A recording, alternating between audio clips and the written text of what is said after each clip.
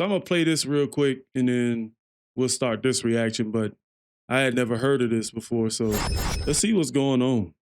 This is one of those stories that if they ever actually try to make a movie out of it, they will intentionally ruin it because the truth seems that unbelievable. Okay. Today we're talking about a professional boxer, a professional jazz musician, a World War I machine gunner decorated for valor on the battlefield, a spy, the world's first black combat pilot who also is probably the first man to take a capuchin monkey into combat as well. And just to be clear, this is not like the A-Team Avengers type group that I'm laying out before. You know, this is all one guy. His name's Eugene Bullard. His friends called him a little Sparrow. bit of Black history. Everybody else just called him the Black Swallow of Death. Okay. All right, now shout out to Gary with his final installment for the 5 for 50 request, which is the Fat Electrician with the Black Swallow of Death, Eugene Bullard. I am not familiar with the Fat Electrician's channel, so I'll make sure to tag him in the description so you guys can go check out his channel. Hopefully he doesn't come after me for reacting to this, but maybe I'll reach out and let him know. Before I post this. So yeah, man. So we had a good time listening to all the AC/DC. I just wonder why, Gary had sent this one, you know what I'm saying? But he really wanted me to listen to it. So I'm gonna take the time and really dissect this and see what's going on. But it's gonna be really a lot of listening from me. So let's see. Let's go on. And for further clarification, Eugene is most well known for being the world's first black combat pilot. But honestly, while that is a great achievement, it's one of the shortest and least interesting parts of his life story, which we're going to get to right after a word from our sponsor.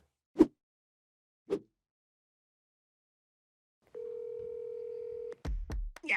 Where are you? I'm shopping. We're supposed to do the delete me ad. I don't know what to tell you. What? This is how we pay the bills so you can go shopping.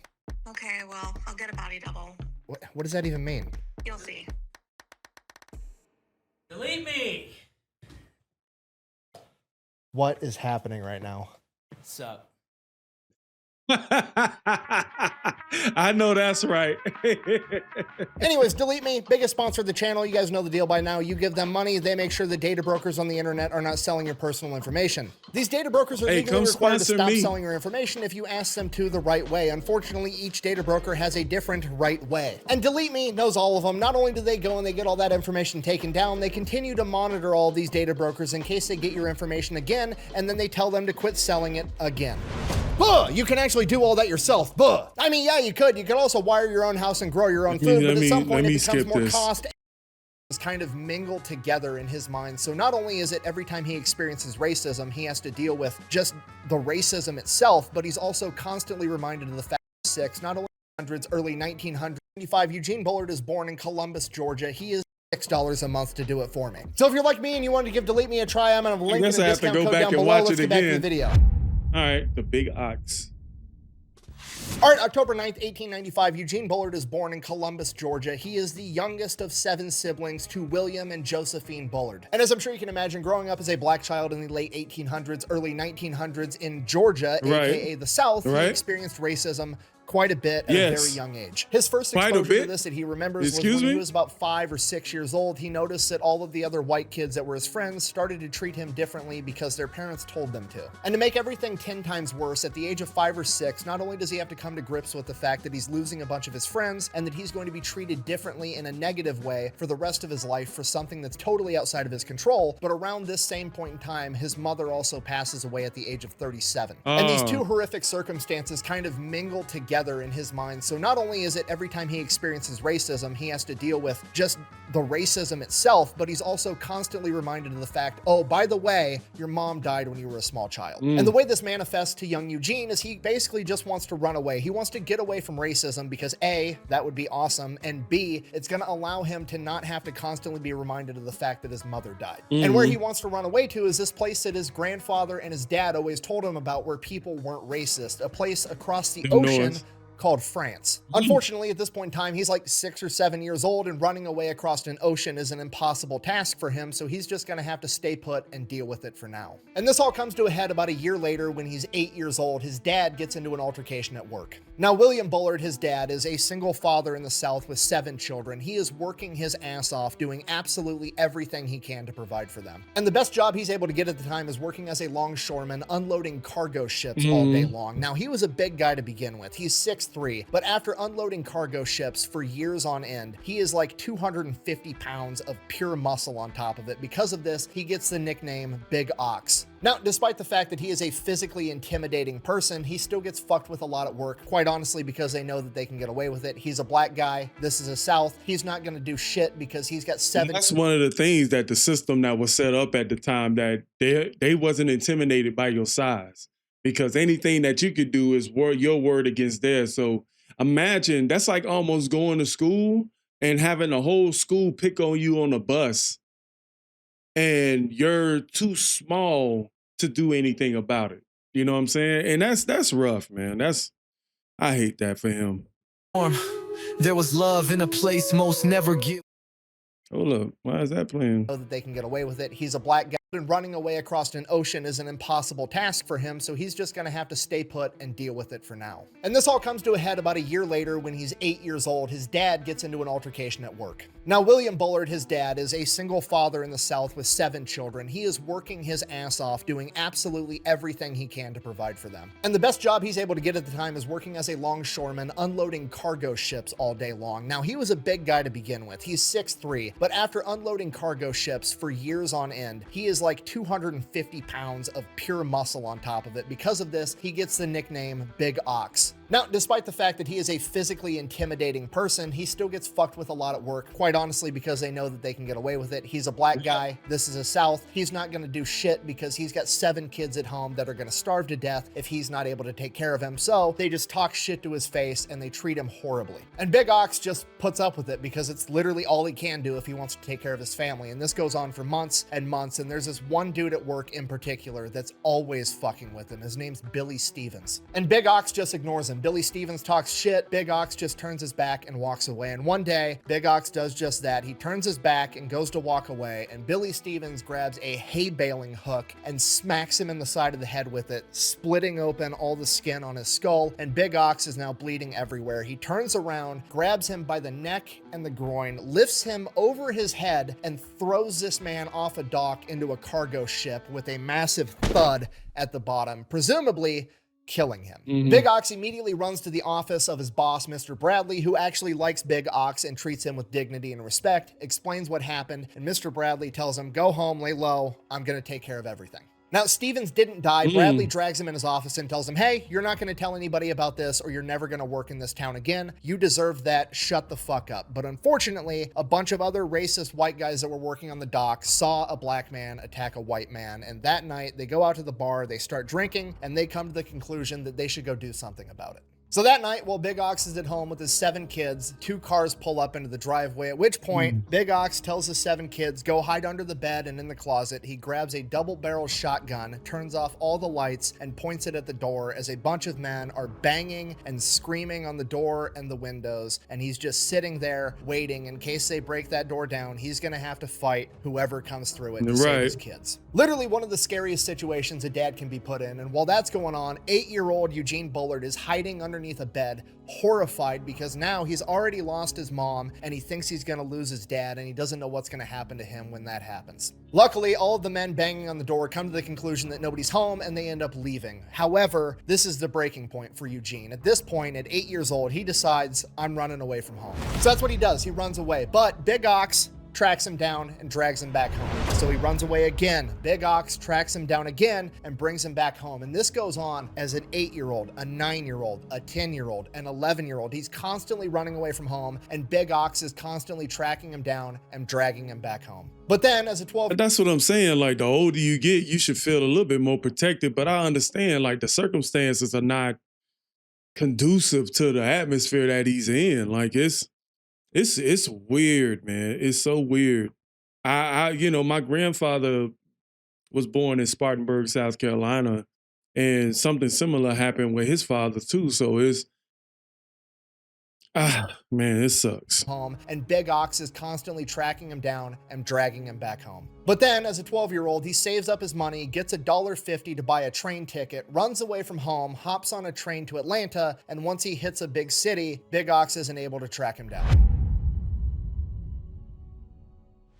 Not really having a plan on what he'd do if he ever made it this far, he doesn't know what to do next. So I feel a little bad for his siblings and his father in this instance. Now, we don't know the little small nuances of what happened in his family life, but for him to pick up and just leave his family, you know, I hope there's some resolution with that. he's just looking for food and shelter and anybody that can point him in the general direction of the ocean and how to get on a boat to cross it. And what happens is he runs into a group of gypsies known as the Stanley tribe from Britain, and they end up telling him, hey, we're not from France, we're from Britain, but Britain's a lot like France. There's not as much racism as there is here in the South in America. You can hang out with us. We're going to be going back to Great Britain at some point, and we'll take you with us if you wanted to stay and hang out. So that's what he does. He lives with them for 6 months to a year, and what they were doing in America was they were taking care of horses and doing horse racing. So he learned everything about horses and ends up becoming a professional horse jockey himself. As I'm sure you can imagine, being a black jockey in the South, racism absolutely comes up and is definitely an issue for a young Eugene Bullard, at which point he finally, looks at the Stanley tribe and is like, hey, are we going back to Great Britain or not? I'm sick of all the racism. And they're like, no, we're not going back for a while. So he's like, cool, I'm going to part ways. I'm going to figure out a way across that ocean right now. So he separates from the Stanley tribe, ends up working his way up the coast. He heads towards Virginia. So he's like 14 years old, ends up making it to this port in Virginia, and then he's just like kind of wandering around like, what the fuck do I do now? Do I go up and just ask somebody if I can hitch a ride across the ocean? Like, what's my plan here? And then somebody just starts yelling at him like, hey, what are you doing? Pick up those boxes. Help me load this ship. Come over here. And then he's like, cool. So he does it and he just starts working. And that's the story of how he got a job as a longshoreman. And he does that for months. And then eventually he's like, you know what? I'm just going to stow away on a ship. So he goes, hops on a cargo ship, no idea where that ship is going. The ship leaves port. And then like a day and a half later, it pulls into another port. And he's like, I don't think the ocean's that small. So they port again, and he asks somebody on the dock, like, hey, where are we? He's like, you're in Virginia. He's like, well, shit. So he gets off the ship, goes around the port, finds the biggest ship in the port, thinking like, oh, if it's a big ship, it's probably going all the way across the ocean, right? So he stows away on that ship. Like a day into this trip, he gets caught being a stowaway, at which point all these German sailors, some of them speak English, some of them don't. The ones that are speaking English are like, hey, we recognize you from the dock. You were the kid that's loading all the ships. I mean, we can throw you in the brig. We can keep you as a prisoner and drop you off at the first port we hit. We have to drop you off at the first port regardless because you're a stowaway. But if you'd rather, you can just like work for us and we'll pay you and then we'll drop you off when we get there. And he's like, cool, sounds great. Works his ass off. Everybody on the crew ends up loving him. And because they're all German, Eugene actually ends up learning how to speak German. So he works for the entire voyage. They end up in Scotland. They end up paying him $25 in earned wages. They give him clothes, a bunch of supplies, everything they can because they do like him. And he ends up just walking off the dock into Scotland with basically nothing to make a new life for himself. Nice. Now, Scotland at this point in time, definitely different from the South in America. Most of the people there, not really racist at all. However, they'd also never really seen a black person. So everybody just calls him Jack Johnson, who was the world heavyweight champion at the time. That was a black man, probably the most. Oh, little Jack Johnson. It's amazing how people choose nicknames in this world. The way we choose our nicknames, like, you look like somebody, or like you remind me of something, or like your shape, your eyes, your head, you know what I'm saying? Like most famous black man in the world at this point, and everybody just associates him with Jack Johnson. It's not because he's black, though, right? What? Okay. No, well, no, I just don't think so. Not really knowing what to do, he ends up being a street performer for a little while, and then he goes back to being a longshoreman full-time, earning a decent wage. Okay. And you gotta remember, he's like 15, 16 at this point. He's finally going through puberty, and he's being a longshoreman unloading cargo ships all day long, so he just gets absolutely jacked, just like his dad. So he's working Monday through Friday on the docks. I don't think that's because of the doc. I think that's just because genetics, really. And then on the weekends, he's being a street performer. And then one day he sees this one performance where there's like, the big bucket of water and you're sitting on the thing and somebody throws a ball, hits a target, and then dunks the person into the water. And he's like, oh, I'm going to try that as like the only black guy these people have ever seen. I bet I'll make a ton of money. So he gets a dunk tank set up, calls the thing Dunk the Darky. And the entire time he's sitting on like, the plank or whatever it is that he's sitting on that's going to drop out when the target gets hit, he's just talking shit to everybody walking by. So he starts making a ton of money. I mean, all the street performances that he did well because he was the only black guy around, and that was a spectacle in that of itself. But now that he's sitting there talking shit to people, the first time these people have ever seen a black man, and he's talking smack to their face, and they get to pay $1 and then dunk him into water, like, he makes a ton of money. Yeah. And then he ends up turning it into like this Tootsie Pop type situation, you know, like how many licks does it take? He's like, oh, I've been dunked 9 times tonight. You better try for the 10th, and maybe that'll be the one that's enough to wash the black off me, and then I'll look like the rest of you motherfuckers. This thing ends up making him so much money that just working Saturday night, he makes more money than his entire salary as a full-time longshoreman. So now he's like, fuck it, I'm just gonna do this Friday, Saturday night. I'll make more money, and then I have the entire week free to go do something else. So now that he's got all this free time on his hands, he's like, okay, well, what do I want to do now? And he just thinks to himself like, oh, well, I mean, everybody already calls me Jack Johnson and assumes I'm a boxer. I bet I do pretty well as a boxer and make a ton of money doing that if I tried that as well. So he tracks down this boxing gym, goes inside. The boxing trainer has like zero interest in training him. But Eugene, being Eugene, isn't going to take no for an answer. So despite the fact that the boxing coach isn't going to train him, he's like, I'm just going to hang around the gym and I'm going to work here for free. And that's what he does. And he works there for free for months, just doing everything that needs to be done without being told so. And then eventually the boxing coach is like, fuck, fine. Okay, put some gloves on, come over here. And he starts training Eugene how to box. So that's what he does. He's training full time to be a boxer Monday through Friday. And then on the weekends, he's making all of his money doing the dunk tank thing. And after about 6 months, he ends up taking his first pro fight at 16 years old. During that fight, he's so fast and borderline untouchable, he ends up earning his first nickname, Sparrow. He crushes it, does great. Now he's making money as a professional boxer. And early on in his career, one of the first cards that he ends up fighting on is being headlined by another black American boxer known as the Dixie Kid. His real name is Aaron Lister. He is the world welter. He kind of look like Tommy Davidson. Dude, he really looks like Tommy Davidson, the Dixie Kid. Really?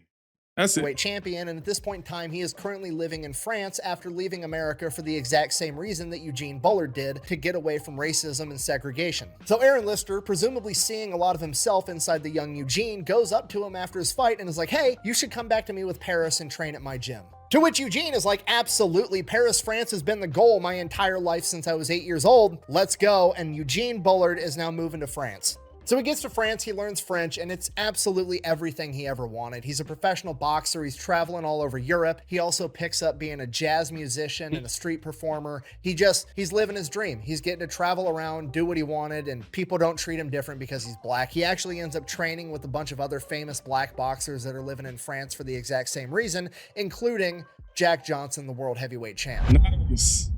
Nice.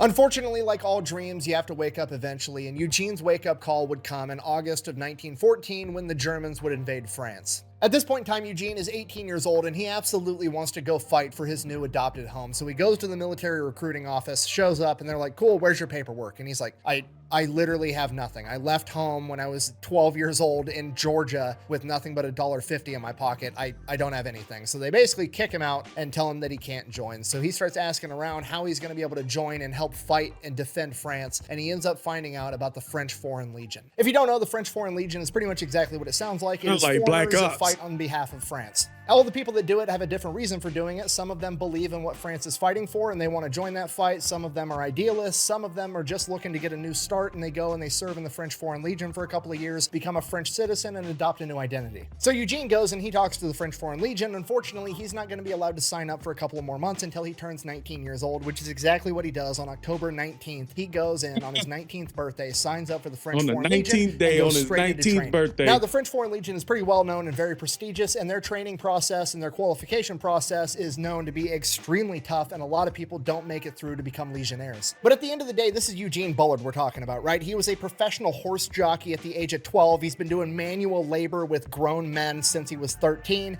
and he's been a pro boxer since he was 16 years old. There's nothing that this training is going to throw at him that he hasn't voluntarily done to himself already. Right. So Bullard obviously absolutely crushes it, graduates top of his class, becomes a legionnaire. And because he did so well in training, he gets rewarded by getting to carry the machine machine gun into battle. Honestly, it's just nice to know that all the other militaries across the planet do the same exact shit. Like, oh wow, you did a great job. Here's your reward. You get to carry the heavy gun. Also, as soon as we get into a firefight, Hold up, I'll be right back. everybody's gonna shoot at you first. But Eugene doesn't care. He's ready to go off and fight for his new home, France. He is part of the 3rd Marching Corps of the French Legionnaires, and they receive orders to go to the Western Front near the Somme River in November of 1914. So they take off marching on foot and they reach the Western Front by early December. And according to legend, one of the first things that Eugene Bullard is told to do is to go and guard one of the flanks during a major German offensive where he needs to hold the line to keep all the other legionnaires from being overrun on the flank. Bullard's manning his machine gun, cutting down wave after wave of German, while the rest of the men in his team run I wonder back what and movie forth, this is getting from. more and more ammo for Bullard to continue doing this. This went on for so long and the gun got so hot that it actually boiled off all of the water in its water cooling system, and the gun overheated entirely and was no longer operable. Okay, this is not good. The Germans are still coming. There's no time to run off and get more water, and they can't hold this flank with just bolt action rifles. They got to do something, and they need to do it fast. So Eugene, Man, you know, I was just thinking, I was like, man, he did all that escaping from America, and then he ends up fighting for a country he doesn't even belong to. But I figured it was like a show of thanks. You know what I'm saying? Like, and that was common for men back in that time period. Like, if you was a man and you was of age, you went and fought for the country that you was in. So, yeah, it's almost like a rite of passage, man. Wouldn't you think? thinking quick, does the only thing that comes to mind. He climbs out of the trench, stands up in front of his machine gun, opens up the water coolant tank, and proceeds to piss into it in front of all of the Germans. Now that's what I call high quality H2O. And somehow, thankfully, he doesn't get hit. I don't know if that's divine intervention. I don't know if the Germans It was had also divine. never seen a black guy, so they were just taken off guard by seeing this dude jump out of a trench and piss into a machine gun, you know, like what? Oh my God, the French have Jack Johnson on their side. But I mean, realistically, it's probably just plot armor because he's the main character. Yeah, he's Regardless, plot he armor. successfully defends his flank. Fighting continues for about a week and a half, and then it's Christmas 1914, and Eugene Bullard is there and takes part in the famous Christmas truce of 1914, where soldiers from both sides leave their trenches, meet in no man's land, and celebrate Christmas together. After that, in early 1915, Bullard and the Legionnaires continued to go on and fight in the Battle of Champagne, where Bullard was not defending flanks, he was storming enemy trenches. And as I'm sure you can imagine, this particular type of close quarters combat really favored Bullard with all of his boxing experience. And one of the things that he said was that when he would storm into a trench, these trenches were so full that it was hard to tell after he'd really killed a man because there literally wasn't room for that guy to fall down dead. And Bullard is fighting in this type of environment for months and never once gets seriously injured until his unit is finally pulled out, not because the battle is over, but because his unit has experienced over a 50% casualty rate. Despite that, Bullard is still relatively unharmed. So at this point, Bullard's unit is going to be disbanded, at which point all of the men that are still capable of fighting are going to be given a couple of options. You can A, just be done. You can get out of the war, you've done your part, thanks for Right. your service, fuck off. But you're not going to get your citizenship because you haven't served the full 3 to 5 years in the French Legion, if that's what you want. So option B is that you can get sent over to North Africa where there's significantly less combat, or option C, you can get restationed with the 170th French Infantry and continue I'm to going to fight in Africa. the trenches of I'm Europe. going to North Now, most Africa. of the men choose to be sent over to North Africa because trench warfare is absolutely terrifying. But Eugene Bullard isn't here because he wants to defend a bunch of French colonies in North Africa. No, he's here because he wants to defend his new home, Paris, France, and that's exactly what he's going to do. He is one of the few men that volunteers to join the 170th Infantry Regiment of the French Army. So he trades in his Legionnaire's uniform for a French infantry uniform and goes right back into combat. Now, the 170th Infantry Regiment is a At famous this point, unit bro, in the you just French like to military, fight. and I their don't care what you nickname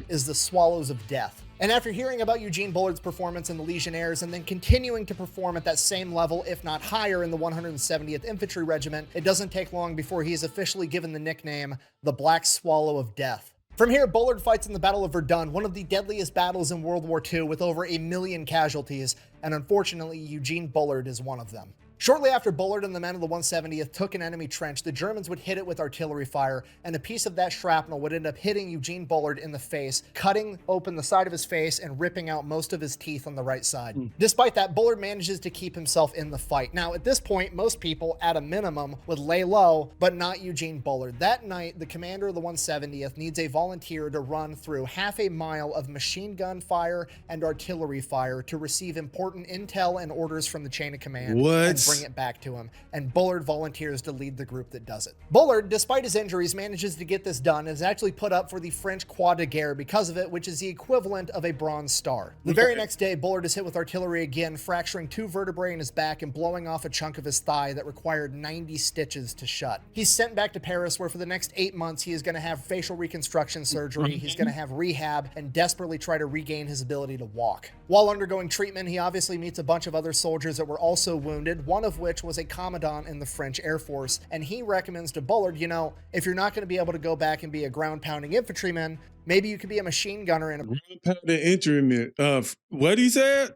No, did he? That were also wounded, one of which was a commandant in the French Air Force, and he recommends to Bullard, you know, if you're not going to be able to go back and be a ground-pounding infantryman, maybe you could be a machine gunner in a plane. You don't need to walk and run around for that, and since your leg and walking is no longer your strong suit, you can still shoot machine guns. Why don't you go to aerial gunnery school? I can make it happen. I'm a commandant. So that's what Bullard does. He requests to go into aerial gunnery school, and he is granted that request, considering the fact that he already has a Croix de Guerre and a bunch of other French service medals, and he is going to be going to aerial gunnery school, but he's got a couple of weeks to leave where he can go out and hang out with his friends in Paris. Man, this dude is like the Black Guile from Street Fighter, bro. Like everything that he's done, dude, this dude is a walking like God on earth, bro.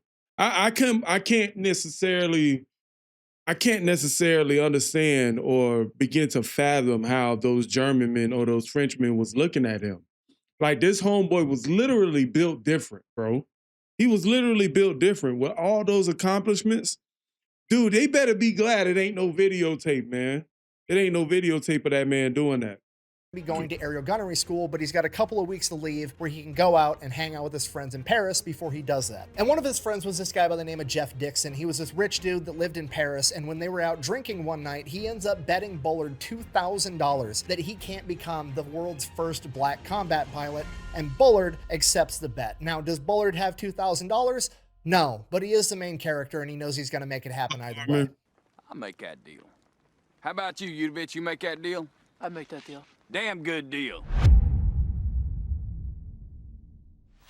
So Bullard goes off to aerial gunnery school, and as luck would have it, on his very first day there, he runs into a pilot by the name of John Navarre, one of France's very first ace pilots ever, who's a huge boxing fan and is actually a fan of Eugene Bullard. And he ends up helping Bullard get into the pilot program, getting him through the pilot program, taking him under his wing. And that's the effect of having a good name and word of mouth right there. Word of mouth would do you wonders in life. Like, I remember like growing up with and walking around the neighborhood, and you know, people would look at me and be like, "Yo, are you your hot father's son?" You know, and I recognized that my dad had a good name around the neighborhood and stuff, and that's what one of those. That's what made it so important for me to always have a good name, because how well that can carry you amongst people. You know what I mean? So somebody that he never met and that was a fan, it's crazy to me, like how those things work, you know? Helping Bullard get into the pilot program, getting him through the pilot program, taking him under his wing, and teaching him everything he knows. So Bullard graduates pilot school, becomes the world's first black combat pilot. And just for the record, pilot school at this point in time is absolutely terrifying. You gotta realize fighter planes in World War I are all single-seat aircrafts, okay? There's no, you get to go up in the air with a co-pilot that knows what they're doing and they can talk you through it, and if something goes wrong, they can recover the controls from you. No, it's like, once you go up, it's all you, bro. That's it. Okay, most of us had to learn how to drive with a driver's ed teacher running the brakes and potentially the steering wheel, and that's just going forward, backward, left, and right. He's going forward, backward, left, right, up, down, and there's wind on what amounts to a fucking kite with an engine attached, okay? Absolutely terrifying, but he manages to do it. Now, what do you do when you're in the military and you graduate a tough course or do something impressive? That's right. You get some leave, you go out, and you drink with your buddies, and that's exactly what Eugene Bullard does. He goes back into Paris, tracks down Jeff, and is like, hey, I'm the world's first black combat pilot. Where's my $2,000? Jeff, man of his word, pays up. And this is my favorite part of the story, because now, according to legend, they go out on the town, they get absolutely hammered, and at some point, Bullard ends up winning a capuchin monkey in a game of dice. So you wake up the next morning, you've got like $1,800 in cash left, you've got a capuchin monkey. What do? Obviously, you pay money to have a custom monkey-sized leather bomber jacket made and a set of goggles and a little headset so that your monkey can go on all your missions with you. Oh, and then you got to name him, obviously. So we named the monkey Jimmy. And then because flying around with a capuchin monkey wearing a bomber jacket and goggles isn't enough style points, we're also going to get a custom paint job on our plane of a heart with a dagger going through it that says all blood runs red across the side. Now, Jimmy and Eugene are only actually on active flight duty for like 90 pretty much saying no matter what color you are, bro, you gonna bleed. days, and during that time he claims to have shot down like 5+ planes, but the problem is how you get a confirmed kill during World War I is actually really difficult. You essentially had to shoot down an enemy plane over your territory so that you could go and actually track down the wreckage. If you shot down an enemy plane and then you shot them down over enemy territory, or if you shot them down over your territory and they managed to limp their plane into enemy territory, they couldn't confirm that that plane was downed, so it never actually counted. So while Eugene did shoot down somewhere between 5 and 7 enemy planes, none of them could officially be confirmed because the wreckage didn't make it onto friendly territory. However, 2 of them were probable, meaning that another friendly pilot witnessed him shoot down and heavily damage the enemy plane before it went into enemy territory. Right. So after 3 months and 25 missions, Eugene goes out to the bar one night and he is wearing his appropriate uniform with all of his medals. Look at him, and man. at this point, Looking Eugene good. has done a lot for the French military and he's been appropriately awarded for it. He has the Croix de should Guerre, be he has king. the Wound Medal, their equivalent of the Purple Heart, and he has like, I believe, 13 other medals on his chest, more than most soldiers have. Because of that, a racist officer at the bar that night goes up to Eugene and accuses him of basically stolen valor, saying that he's wearing medals that he didn't actually earn, and the Wow. altercation escalates until Eugene Bullard ends up knocking him the fuck out. Now, despite the fact that that guy totally deserved it, he is a superior officer, and Bullard did in fact strike him, and the sentence for that is 5 years of hard labor. However, considering the circumstances and the fact that Bullard was so well decorated for battle, they decided that they were not going to sentence him to 5 years of hard labor. They were instead going to send him back to the 170th Infantry, where he would then basically be a glorified janitor for the rest of World War I. And to make things even worse, at some point during this period in time, Jimmy, his loyal capuchin monkey, does end up dying from influenza, and the entire military base has a funeral for him. So yeah, Jimmy dies, and Eugene ends up spending the rest of World War I Even with all that decorated value, because it was a superior officer, and I think I'll never understand this as somebody who believes in fairness. And I don't like hierarchy like that, unfair hierarchy. I'm a mail carrier, so I do believe in hierarchy. Like if you done your years, like you get benefits for doing a lot of years. Like, you don't get as much work as the next person because they got to work themselves up there. But he pretty much got exiled, bro. scrubbing toilets. Definitely not the happy ending we were hoping for. Luckily, this is nowhere near the end of Heck Eugene's no, story. we only 25 minutes in. So World War I comes to an end. Eugene gets released from service, not really knowing what to do next. He just goes back to pro boxing, goes in there, has his first fight. His legs are still messed up. He can't move as quick or as fast as he used to. Despite that, he goes in there, knocks out his opponent, but he breaks his right hand in the process. And to make things worse, the promoter slips out the back door before he pays Bullard, so Bullard doesn't even get paid for this pro fight where he just broke his hand. So Bullard chases this promoter down the alley, chases him down, knocks him on the ground, roughs him up a little bit, takes this wad of cash out from his jacket, takes exactly the amount that Bullard was supposed to get paid, takes that for himself, and throws the rest of the money at the guy and goes back home. So at this point, Bullard comes to grips with reality. He's not the young man he once was. He's got to Yeah, it's almost like you were at the noon of your life, and now things now things are slowing down. Now things are, not going away. Like it seemed like you had the favor of the God, the favor of God in the first half of your life. So I wonder, like I said at the beginning, like I want to see some resolution with his father and his family, because I don't think that was fair to them that he just ran away like that. messed up leg, he's got a messed up back from the war. On top of that, he just broke his hand. His He's not dad, gonna his be able to be father a is prize probably fighter dead for though much by longer, now. if at all. So he decides he's going to retire from pro boxing, and he decides his next thing is going to be teaching boxing. So he takes all of the money that he has saved up from the war, from that bet he won, from winning that prize fight, and he goes and he opens his own boxing gym. Right out of the gate, it's a huge success. He already knows all the pro boxers in town. He's known as a war hero. Like, of course you want to send your kid to go learn how to box from Eugene Bullard, the Black Swallow of Death. Like, the dude couldn't not be successful at this. So the boxing gym is a huge success. I will say his ingenuity as a businessman is kind of uncanny though. He takes the money that he makes from that and reinvests it into a cafe, and that cafe turns into a bar/nightclub. Now, because all the world-class pro boxers in the area want to go and train at Bullard's gym, it only makes sense that they're also going to want to go drink and hang out at his bar and his nightclub. Right. And you want to know who enjoys hanging out with all the world-class boxers? All the rich, famous, wealthy people in the area as well. So now Bullard's nightclub/bar turns into this really high-end establishment. It looks very high-end. Bars at this point in time have to close early in Paris, but there's a loophole. A bar sells individual drinks. So what Bullard does is he changes it, and he no longer sells a pint of beer, a drink of whiskey. He only sells full bottles. He turns it into a bottle club, meaning that he doesn't have to shut down at all. So now not only is he attracting super high-end clientele, they're also going to be spending a ton of money, and he doesn't have to shut down early like everybody else. Right. So Bullard's Bottle Club ends up being the place to hang out and party in Paris if you're rich, powerful, and famous. All the high-ranking military officers are going there. Bullard's buddies with all of them. Okay, Louis Armstrong performs there and is personally friends with Eugene Bullard. You know, Louis Armstrong, the famous jazz musician that sings It's a Wonderful World. Josephine Baker performs at his club, who is like the it girl at this point in time. Okay, F. Scott Fitzgerald is his personal friend, the guy that wrote The Great Gatsby. Hemingway ends up hanging out there so much that he based a character off of Eugene Bullard. Okay, the fact that most people have no idea who Eugene Bullard is, despite the fact that he's like one of the biggest main characters of all time, is absolutely insane, okay? Pretty much because he didn't have the media support, I think. Not only are all the He other had main word of mouth, but characters no from media. all over the world flocking to his nightclub in Paris to hang out with him, but people that are seemingly nobodies, that are just adjacent to him, somehow, seemingly through divine intervention, go on to also become humongous main characters. Because you want to know who the dishwasher is at Eugene Bullard's Bottle nightclub? It's fucking Langston Hughes, one of the most influential people of the 20th century, is doing dishes in the back at Bullard's club. So Bullard is like the pinnacle of social society in Paris at this point in time. Like, everybody wants to hang out at his nightclub. Dude, I'm still thinking about his family, bro. What about his family?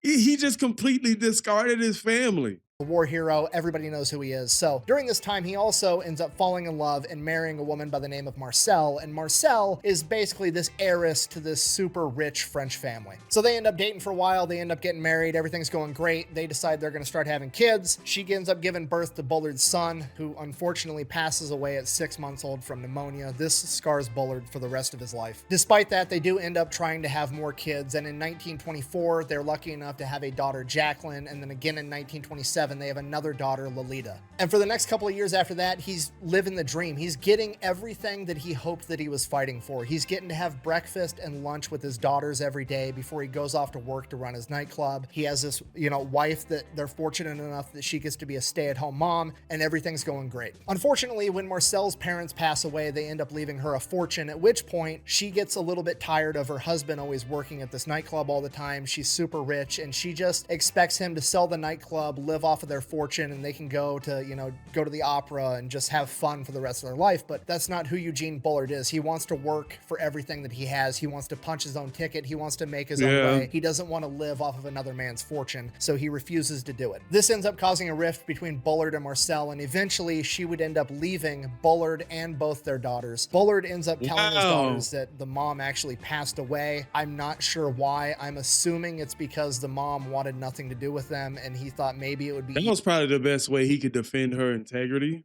but I know those daughters probably grew up and found out the reason why. Easier for the daughters to come to grips with the fact that their mom got sick and died, and not their mom just doesn't want them anymore. Regardless, Bullard now finds himself in the very same situation that his father was in, a single dad looking out for his kids in the world. It's a full and if that wasn't circle bad enough, moment, as time man. goes on and we get further from World War I and closer to World War II, more and more travelers are coming into Paris. You have Americans that are coming back to the place that they had fought in World War I to visit, particularly a lot of white men from the South that think that they can act exactly how they act in, I don't know, Mississippi or Georgia at the time, and they think that they're going to be able to come over to Paris and fuck with anybody that happens to be black, particularly Eugene Bullard. And to be completely honest, it pretty much never works out for him. They all get their ass whooped by Eugene Bullard, and then the cops show up and they are like, oh, wow, now the black guy is going to get arrested because he had the audacity to hit a white man, and that is not the case because the cops show up and they're like, oh, what's up, Eugene Bullard, kingpin of Paris that everybody loves? Is this another racist asshole that tried to beat you up because you're black? Yeah, cool. We'll arrest his ass. And this happens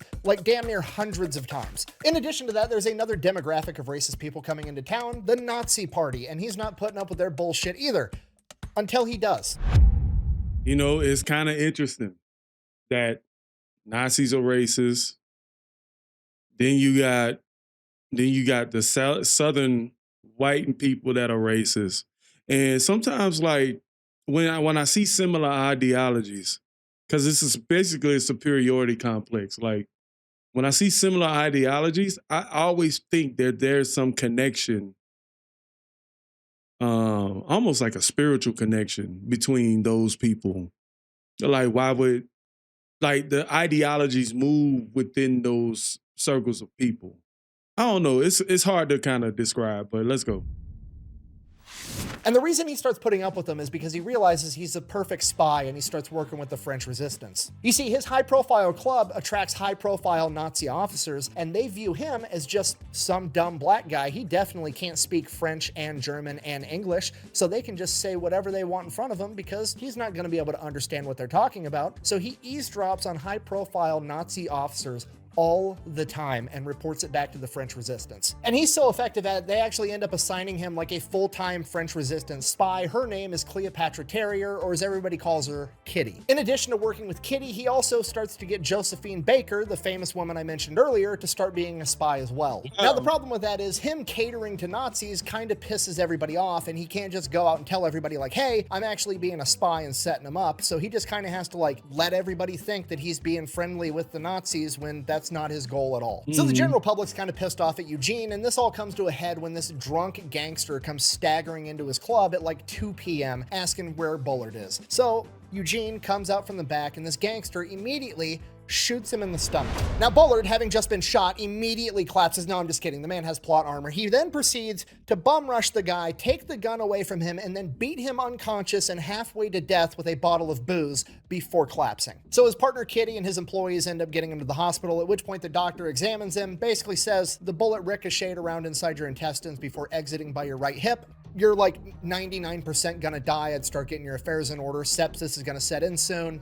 Sorry. To which Bullard basically replied like, nah, I'm good, actually. I'm a very busy guy. I've got kids I got to take care of, employees, running a couple of businesses, being a spy. I'm too busy to die right now. Basically just wills himself to live after the doctor told him he's going to die, makes a full recovery. He's perfectly fine. Bring your punk ass over here, talk shit. You be spitting out teeth, bitch. Now, the gang that the shooter was a member of was actually hardcore anti-Nazi, and they were working with a branch of the French resistance, but it was a different branch than what Bullard was working with. So they had basically put a hit out on Bullard to have him killed because they thought he was a hardcore Nazi sympathizer, not realizing that they were on the same team the entire time and the whole thing was just one big miscommunication. So the gang members apologize profusely. They pay him off and beg him not to press charges. They give him a bunch of money, you know, to make up for all the money that he lost by not being able to operate his club the entire time, at which point Bullard is like, I mean, okay, I guess, and that's pretty much it. So Bullard goes right back to doing what he was doing. He's running his businesses, he's being a spy, everything's going fine, and then one day from the French resistance, he gets word that, hey, the Germans they're kind of onto you. They don't know exactly who you are, but they do know that one of our top spies is a black dude that either runs or works in this nightclub, and he's like one of our top guys, which kind of narrows it down to you, so just be aware of that. But it's not really an issue because the Germans haven't invaded France until they do, and as soon as that happens, now it's a humongous fucking issue.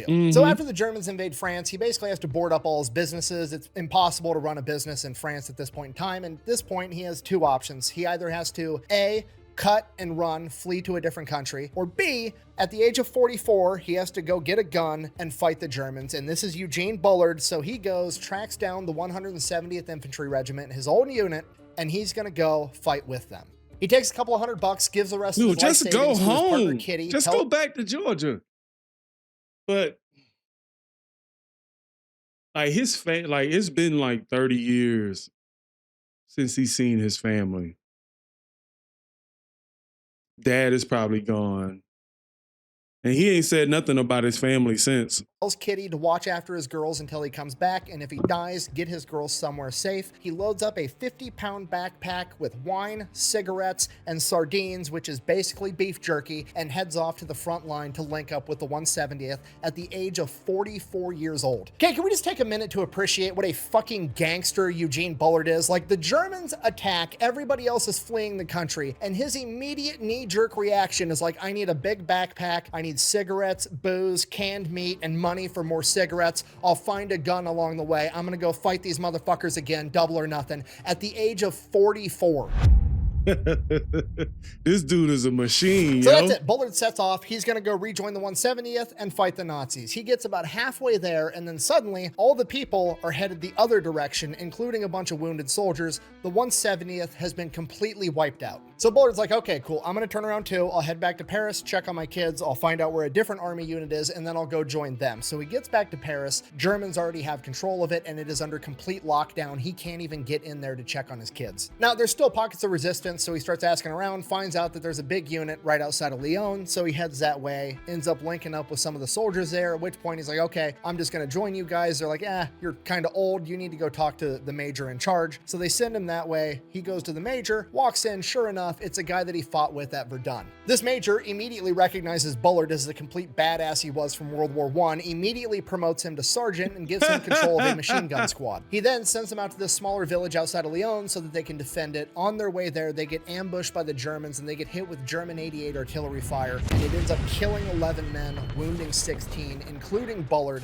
One of the shells lands about 10 feet from him. It launched him 40 feet through the air and smacked him into the side of a building, shattering one of the vertebrae in his neck, breaking multiple ribs, messing up his entire side, and obviously giving him a humongous concussion. Yeah. He gets drug out by one of the medics. He comes to in a hospital, at which point they're like, dude, we're gonna get overrun by Nazis at any minute. You're a black American that's fought against them in World War I and World War II. If they catch you, they're gonna kill you on the spot. You need to get out of here. So he grabs his stuff and just starts limping his way to Biarritz, where the American embassy is, so he can get a passport and hopefully get sent over to America where he's gonna be safe. Right. He walks all through the night, gets about halfway there, and then in the morning there's this field, and out in this field there's this soldier sitting up against a tree with a bicycle. So he walks out. It's a French soldier, so he's like, hey, can I have breakfast with you? Can I hang out for a minute? I'm gonna sleep here for a bit. Can you look out for me? The soldier's like, yeah, sure. And he's like, do you have any food or water or anything? I'm starving. I'll trade you my bike, whatever. So he ends up trading him a couple of cans of sardines for this bike, takes a nap, grabs this bike, rides it over to Biarritz, gets to the American embassy. Okay. The embassy lets him cut to the front of the line because he's in a military uniform that's still all bloody and he's clearly wounded. He explains everything that's going on and he's like, I don't have a passport though. I left when I was 12. I ran away. I smuggled myself on a ship to Scotland. I just made my way over to France. So the American embassy is like, shit, okay. And they drag him in the back and they're getting all the information like, where were you born? What's your birth date? There was somebody there that was actually from Columbus, Georgia, and he's kind of quizzing him on the area, making sure that he's not lying. And he knows absolutely everything about Columbus, Georgia, passes the test, and they're like, okay, this guy's legit. So they fill out the paperwork for him to be able to get a passport. The problem is you can't actually get the passport there. You can just get the paperwork okaying you to get the passport there. You have to go to a different town 175 miles away to get your picture taken and to have the right person sign off on your new passport. I'm going to die. Now, at this point, you would think, surely, you could, I don't know, maybe hook a guy up and fucking make it work. But no, absolutely not. This is the government. We have to stick to our bureaucratic nonsense. Eugene Bullard hops back on his bike and takes 2.5 days to pedal his ass 175 miles away. He finally gets there 2.5 days later. They're closed because everybody's out at lunch. Typical government nonsense. So he takes a nap and they show back up from lunch, gets his passport, does the paperwork, gets his picture taken. The whole thing takes like 3 hours. Comes back outside. He's going to pedal his ass back 175 miles. Somebody stole his fucking bike. So now he walks 175 miles back. No, I'm just kidding. He actually steals somebody else's bike and rides that back. Okay, look, I'm here for it. There's only one thief in the army. Everybody else is just trying to get their shit back. Them's the rules. So another 2-day bike ride makes it back to BRX, gets to the embassy. They immediately put him on his way back to America. He has to go through Spain, then through Portugal. The entire trip takes like 2.5 weeks. Oh my God, bro. He winds up in New York City and immediately starts doing anything he can to make money and calling up any connection that he can possibly think of, desperately trying to figure out if his daughters are okay, and if they are, how he's going to get them back to America. And this goes on for months, just desperately trying to figure out how to get into contact with his daughters and potentially get them back home to America. And then he actually manages to get in contact with one of his old buddies, a guy that hung out at his club all the time, the ex-ambassador to France on the behalf of America, Mr. Bullitt, and he still works in the United States State Department. So he gets a hold of him, ends up having a meeting, explains the situation. Mr. Bullitt makes one phone call, and the next day, Bullard finds out that his daughters are okay and they are now in American custody and protection, and they are going to be sent back to America to be rejoined with him. Now, the United States government is going to front the money, but Bullard is going to have to pay them back, has no idea how he's going to be able to do it. Veterans groups find out, they raise money, they pay off the entire thing. Bullard gets reunited with his daughters, Jacqueline and Lolita, and they are now living in a 750 square foot apartment in Harlem, while Bullard goes back to being a longshoreman, doing anything he can to make money and raise his daughters. A couple of months go by, everything kind of stabilizes, they're getting used to their new environment, everything's starting to look good, so naturally, Bullard, being Bullard, goes to the recruiting office of every branch of the United States military, volunteering for service because he wants to go back and keep fighting the Nazis. They politely decline. So Bullard just keeps working, keeps raising his daughters. This goes on for years and years, and then eventually his daughters grow up, they get married, they move off and do their own thing, and he is now just in this apartment by himself. After World War II came to an end, he tried to reestablish his rights of ownership to his gym and his nightclub. Unfortunately, nothing ever came of it. He was at least able to get France to recognize his military service, so France was now paying him a military pension for being a veteran. So Bullard's just kind of working, doing his thing. Then the 1950s roll around, and one of his old buddies hits him up, a guy by the name of Louis Armstrong, one of the most famous jazz musicians of all time, and is like, hey, I'm in New York. I need a backup drummer. My guy's sick. Do you want to come out? I got to do some recordings. So Eugene Bullard is actually on recordings with Louis Armstrong being his drummer in like multiple songs. He's literally like the Black Forrest Gump. Like he's done so much random, incredible shit. I wonder if Forrest Gump kind of... And by this point in time, Eugene's getting up there. I wonder if Forrest Gump is kind of based off Eugene's life. You know what I'm saying? Because sometimes a lot of these movies have small like indications about they use information from other stories to build their characters with. So I wonder. It makes me wonder. Age, he's really starting to feel all of his old war injuries. He can't keep being a longshoreman any longer. He needs to get a job that's a little bit easier on his body. So he ends up getting a job as an elevator operator at Rockefeller Center. The craziest part about this is nobody has any idea who Bullard is in America. They've never really talked about him. He's never really been in the press. He's like a legend over in France, but he's just a humble elevator operator. That's almost like being a legend somewhere else. It's almost like, and nobody knowing you when you go somewhere else, that's just, you just a local celebrity. You just a local celebrity. And television wasn't a thing yet. Worldwide media wasn't a thing yet, so nobody wouldn't know him, but it's so strange that you would be famous somewhere else, treated like a king, but when you go somewhere else, man, you just like everybody else. It's like starting over from the bottom. Been in the press. He's like a legend over in France, but he's just a humble elevator operator in New York City here in America. And in 1954, the humble elevator operator is requested upon by the French government to fly over to France and to light the eternal flame at the tomb of the unknown French soldier, which he does. And then he just goes right back to operating the elevator in obscurity. And then in 1959, he is called upon by France again, and he is awarded the Médaille Militaire, which is the French equivalent of the Medal of Honor, and he is also made a Knight of France. Wow. Those combined with the Croix de Guerre that he already has comprise the 3 highest honors that the government of France can bestow upon anyone, and he's got all of them. Now, the entire time he's been an elevator operator, he's always like wearing a couple of medals or two. Nobody really says much about it. They don't recognize what they are. They're French medals. Why would anybody know that? And then he comes back and he's got, you know, the Legion of Honor, the medal that made him a knight. Yeah. And he wears that to work one day, and There's this guy, his name's Dave Garroway. He's the host of the Today Show, a very, very popular show at the time. And he hops in the elevator with Gene again for probably the 1000th time. And for whatever reason on this day, Dave Garroway recognizes that medal. And he's like, Gene, what is that? And he's like, oh, it's the Legion of Honor. It was just awarded to me recently. And he's like, what? And Gene, just being Gene, is like, yeah, I fought in World War I and World War II. I was the first black combat pilot ever, you know, so I kind of have some medals. At which point Dave Garroway is like, do you want to get interviewed like today, like right now? And Bullard's like, I mean,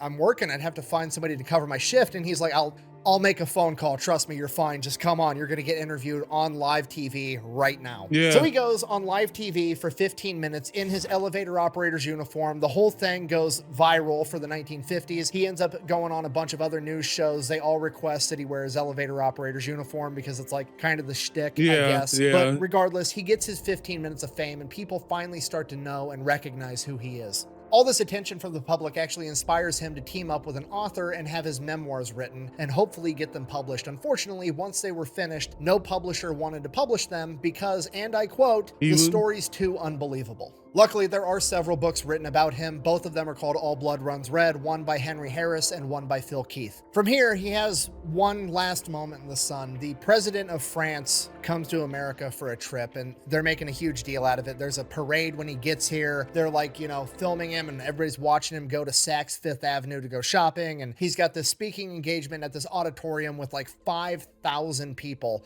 And Eugene Bullard shows up to this speaking event. And the president, when he walks in, the crowd's cheering. He locks eyes with Eugene Bullard and he sees him. And the president walks straight up to him and says, "Are you Eugene Bullard?" To which he says, "Yes, Mr. President, I am." And he goes to shake his hand and the president kind of swats his hand away and pulls Eugene in for a bear hug and says, "All of France owes you a great debt," as everybody cheers. And it's the perfect moment. Like, it's the end of Lord of the Rings. It's perfect. Yeah, it is.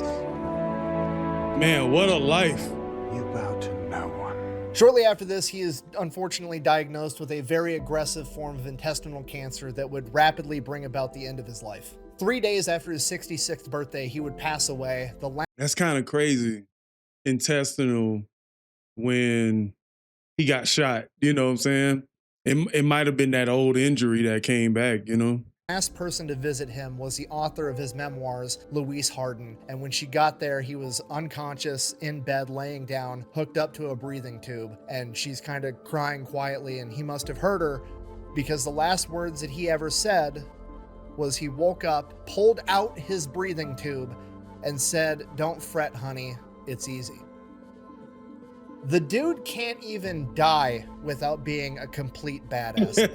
At his request, he was buried in a simple plot at the Federation of French War Veterans Cemetery in Queens. His grave is marked by a 1-foot slab of concrete on top of it, bearing his name, his date of birth, and his date of death. Also at his request, he was buried in his uniform, not his flight uniform, not the fancy suit that he wore while he was a spy and elevator owner, not with a set of boxing gloves, but in his French Legionnaire's uniform. Which tells me that at the end of the day, despite living one of the most incredible lives in human history, he didn't want to be remembered as the first black combat pilot, or the professional boxer, or the spy and the nightclub owner. He wanted to be remembered as a man that picked up a gun and went off into battle to fight for what he believed in, just like everybody else. Thank you for watching. Best way to support the channel is go buy some merch over at thefatelectrician.com. Quack bang, out. Okay, good. Now that I'm not fighting back tears anymore, can we talk about something for a minute? Will you look at this man right here? Okay, the dude has done like 12 different chapters of his life, and all of them are infinitely more badass than anything I will ever do. And he has the audacity to look like a professional male model the entire fucking time he does it. This is outrageous. Okay, I gotta go like hug Hey, black don't crack, Mike G. Black don't crack. my kids or something. I feel like I've Dude, that was an amazing story. I want to say thank you to Gary for sharing that. I thought that was, dude, we should have did this in February. You should have sent me this in February, bro. This would have been excellent. I tell you, man, it's a lot of stuff about this world that we don't know. It's a lot of history we don't know. And based on the fact that I went to school in the 90s and I'm learning about Eugene in 2025, it should be an indictment on American education, because where was he? You know what I'm saying? Where was he? Should be in textbooks, bro. No matter what, no matter his life, he started out as an American and he died where he was born. But I feel like there's an indictment because he should be a part of American history. He should be a part of American history. I know he fought for France and all that stuff. He did a lot of things, but black, I think for the sake of being a confident black person in this world, Eugene's story deserves to be known for all black people. Like it makes no sense. It makes no sense how we don't know nothing about him. It makes no sense. It makes no sense that I know that I just learned about him in 2025. I could have learned about him in 1993, or it's crazy to me. It's crazy. So shout out to Gary for his 5 for 5. His 5 for 50, by the way. Man, this was just such an honor. This whole program was just exquisite, man. Like I loved every bit of it. And yeah, that's all I got to say, man. Thank you. All right. Peace.